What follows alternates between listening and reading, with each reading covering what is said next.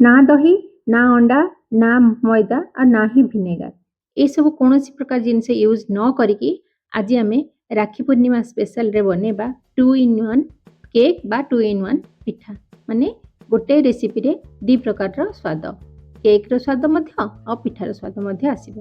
Hello friends, ଜୟ ଜଗନ୍ନାଥ। ତ ଚାଲନ୍ତୁ ଆଜି ଏଇ 2 in 1 ବା କାଳିଆ ବଳିଆ ପିଠା ବନେଇବା। ମାନେ ମୁଁ ତାର ନାଁ ଦେଇଛି କାଳିଆ ବଳିଆ ପିଠା। ତ ଚାଲନ୍ତୁ ବନେଇବା।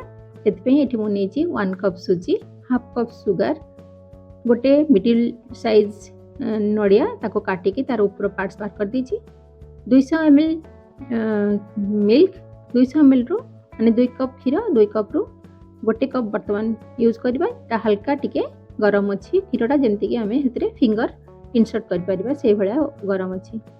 ଆଉ 4-5ଟା ଗୁଜୁରାତି। ପ୍ରଥମେ ସୁଜି ଆଉ କ୍ଷୀରକୁ ଆମେ ଗୋଳେଇକି କିଛି ସମୟ ଛାଡ଼ିଦେବା, ଘୋଡ଼େଇକି ରଖିଦେବା। ସୁଜିରେ କ୍ଷୀର ଗୋଳେଇକି ରଖିଦେବା। ଯଦି ସୁଜିଟା ଟିକେ ଆପଣଙ୍କର ବଡ଼ ଦାନା ଅଛି ତାହେଲେ ପ୍ରଥମେ ଟିକେ ମିକ୍ସିରେ ଚଲେଇ ନେବେ। ଏବେ ତାକୁ ସାଇଡ଼ରେ ରଖିବା। ମିକ୍ସି ଜାର୍ ନେବା। ମିକ୍ସି ଜାର୍ରେ ଚିନି, ହାଫ୍ କପ୍, ଯେଉଁ ନଡ଼ିଆ ଆମେ କାଟିକି ନେଇଥିଲେ ସେଇ ନଡ଼ିଆ ଆଉ ଗୁଜୁରାତିକୁ ବର୍ତ୍ତମାନ ମିକ୍ସି ଜାର୍ରେ ଦେଇକି ଆମେ ଭଲ ଭାବରେ ଚଲେଇ ଆଣିବା, ମିକ୍ସ କରିଦେବା, ଯାହାଫଳରେ କି ନଡ଼ିଆଟା ଭଲ ଭାବରେ ଗୁଣ୍ଡ ହୋଇଯିବ।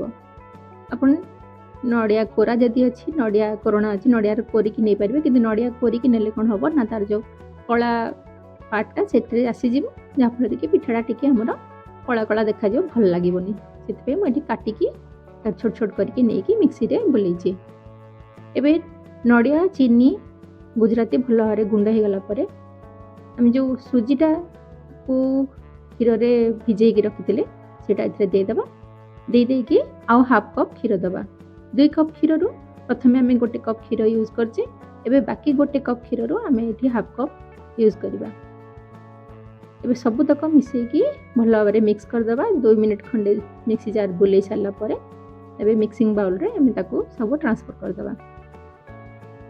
ଯଦି ଏଇଠି ଆପଣଙ୍କର ବ୍ୟାଟର୍ଟା ଟିକେ ବେଶୀ ମୋଟା ଲାଗୁଛି ତାହେଲେ ଆଉ ହାଫ୍ କପ୍ ବା ଆଉ 1/4 କପ୍ କ୍ଷୀର ଆପଣ ଆଡ଼୍ କରିପାରିବେ। ପିଞ୍ଚ୍ ଅଫ୍ ସଲ୍ଟ ବର୍ତ୍ତମାନ ଏଠି ଆମେ ଦେଇଦେବା। ଦେଇକି ଭଲ ଭାବରେ ମିକ୍ସ କରିକି ତାକୁ ଢାଙ୍କିକି 15 to 20 ମିନିଟ୍ସ ଆମେ ବ୍ୟାଟର୍କୁ ଛାଡ଼ିଦେବା, ଯେମିତିକି ସୁଜି ଭଲ ଭାବରେ ଫୁଲି ଉଠିବ। ପ୍ରତ୍ୟେକ ନିଶ୍ଚୟ ଯେକୌଣସି ମିଠା ଜିନିଷ ଆପଣ ତିଆରି କରୁଛନ୍ତି ସେଥିରେ ପିଞ୍ଚ୍ ଅଫ୍ ସଲ୍ଟ ନିଶ୍ଚୟ ପକାନ୍ତୁ, ଯାହାଫଳରେ କି ତାର ସ୍ୱାଦଟା ବହୁତ ବଢ଼ି ଉଠିବ। ଯେକୌଣସି ସଲ୍ଟି ଜିନିଷ ତିଆରି କଲାବେଳେ ଆପଣ ହାଫ୍ ଟି ସ୍ପୁନ୍ ସୁଗାର ୟୁଜ୍ କରନ୍ତୁ, ତ ତାର ସ୍ୱାଦ ବଢ଼ିଯିବ।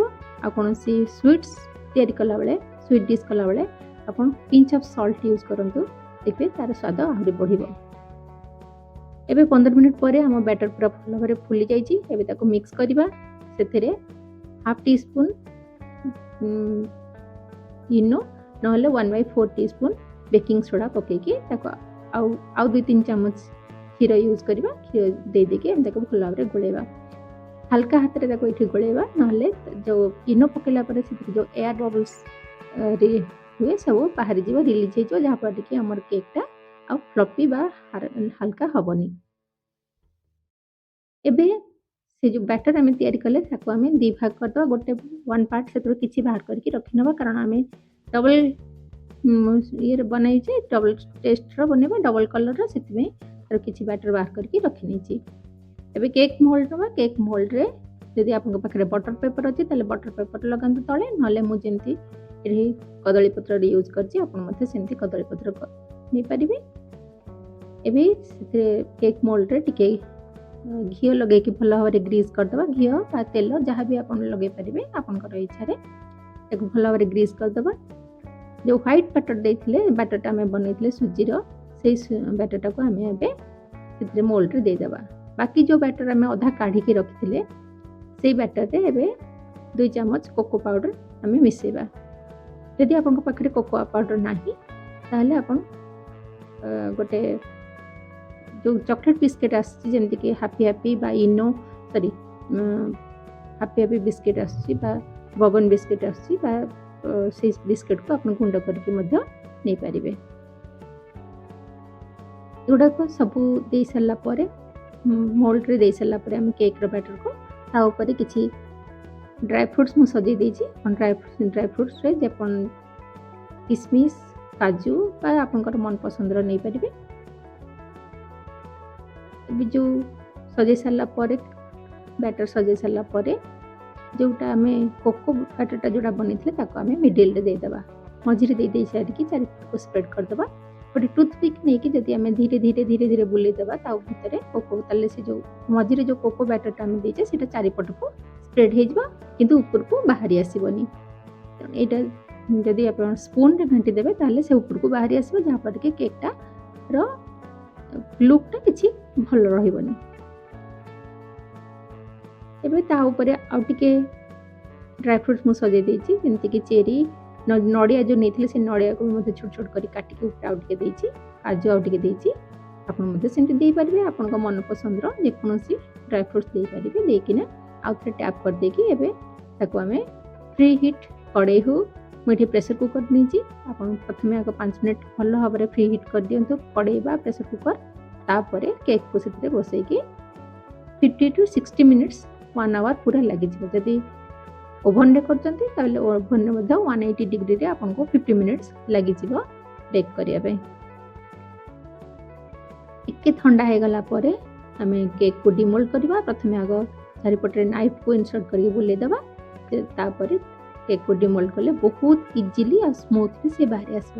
ଦେଖନ୍ତୁ କେତେ ହାଲକା ଭାବରେ କେକ୍ ବାହାରି ଆସିଛି, ବହୁତ ଫ୍ଲଫି ଆଉ ବହୁତ ସ୍ୱାଦିଷ୍ଟ ମଧ୍ୟ। ଦେଖନ୍ତୁ ଆପଣ ଦେଖିକି ମଧ୍ୟ ଜାଣିପାରିବେ କେତେ ଫ୍ଲଫି ହେଇଛି।